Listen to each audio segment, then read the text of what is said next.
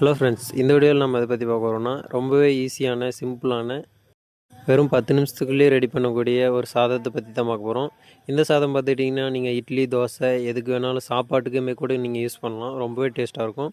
அது மட்டும் இல்லாமல் இதில் ரொம்பவே ஹெல்த்தியான ரத்தம் ஊறக்கூடிய ஹெல்த் பெனிஃபிட்ஸ்லாம் நிறைய இருக்குது. அது வேறு ஒன்றும் இல்லை, பீட்ரூட் சட்னி தான் பார்க்க போகிறோம்.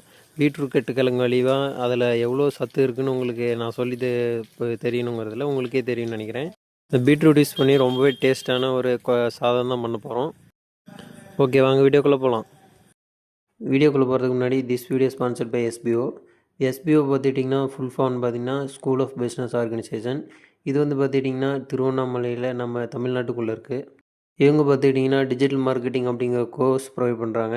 இந்த கோர்ஸ் மூலிமா உங்களுக்கு 4 months ட்ரைனிங் கொடுப்பாங்க. 4 months ட்ரைனிங் முடித்து லைஃப் டைம் இன்கம் கொடுப்பாங்க. அது இன்கம் பார்த்திங்கன்னா பெர் மந்த் 8,000 above இருக்கும்.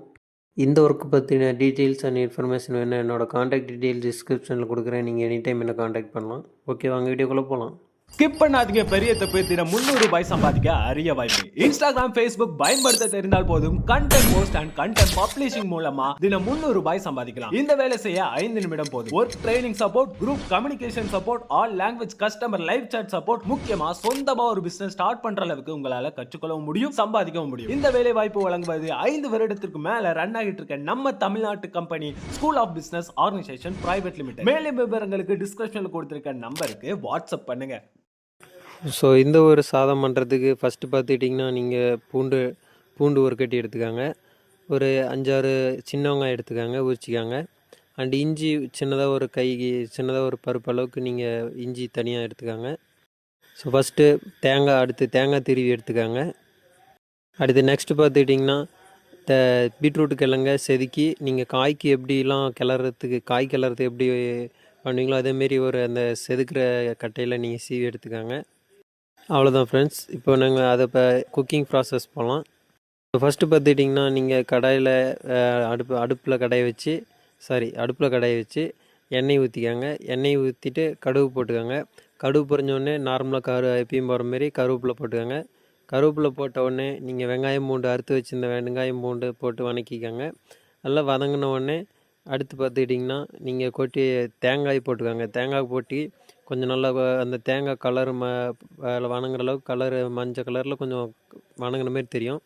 அந்த அந்த ஸ்டேஜில் பார்த்துக்கிட்டிங்கன்னா நீங்கள் பீட்ரூட் கிழங்கு போட்டுக்கோங்க. நீங்கள் செதுக்கி வச்சுருக்க கிழங்க போட்டு ஒரு 5 minutes கிண்டி விட்டுக்கிட்டே இருங்க. கொஞ்சம் அந்த வெந்த மாரி உங்களுக்கு ஆஃப் வேக்காச்சு. இது நல்லா வேகணும், காய் சாப்பிட்ற மாரி வேகணுங்கிறது இல்லை.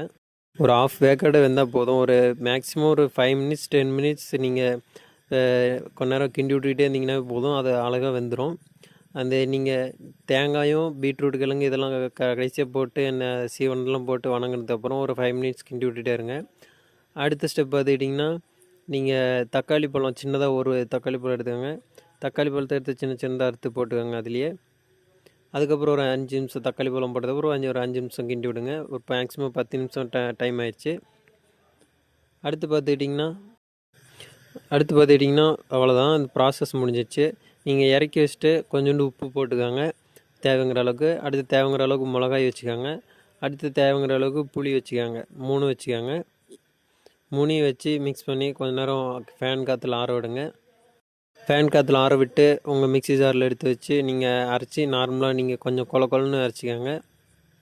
இதுக்கு முக்கியமான டேஸ்ட்டே புளியும் உப்பும் கொஞ்சம் சுருக்குன்னு இருந்தால் தான் கொஞ்சம் டேஸ்ட்டாக இருக்கும், இல்லைனா இனிப்பு வரும். பீட்ரூட் கிழங்கு பொதுவாகவே இனிக்கும், உங்களுக்கு எல்லாம் தெரியும்னு நினைக்கிறேன். ஸோ இதில் மெயினாக புளி உப்பு மட்டும் கொஞ்சம் நல்லா சுருக்குன்னு வச்சுக்கோங்க. இப்படி யூஸ் பண்ணி இது வச்சு நல்லா நீங்கள் அரைச்சி இந்த இட்லி தோசைக்கு சாப்பாட்டுக்கு கூட நீங்கள் யூஸ் பண்ணும்போது கடைசியாக ரொம்பவே டேஸ்ட்டாக இருக்கும்.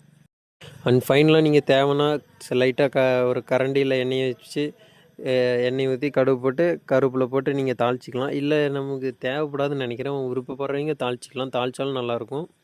ஸோ இதை எப்படி சாப்பிட்டாலும் நல்லாயிருக்கும். ஏன்னா நம்ம ஃபஸ்ட்டே தாளித்து தான் நம்ம ஆட்டி இதை ரெடி பண்ணியிருக்கோம். ஓகே ஃப்ரெண்ட்ஸ், ஃபைனலாக நீங்கள் மிக்சியில் போட்டு அரைச்சி எடுத்தோடனே நீங்கள் இதை யூஸ் பண்ணிக்கலாம். ரொம்பவே டேஸ்ட்டாக இருக்கும். இதை கண்டிப்பாக ட்ரை பண்ணி பாருங்கள். இது ரொம்ப ஈஸியான ஒரு ப்ராசஸ் தான். சொல்கிறது தான் கொஞ்சம் பெருசாக லென்த்தாக போகும். ஓகே ஃப்ரெண்ட்ஸ், இந்த டிப்ஸ் பிடிச்சிருந்தா லைக் பண்ணுங்கள், கமெண்ட் பண்ணுங்கள், ஷேர் பண்ணுங்கள், மறக்காமல் சப்ஸ்கிரைப் பண்ணிக்கோங்க. Thank you friends.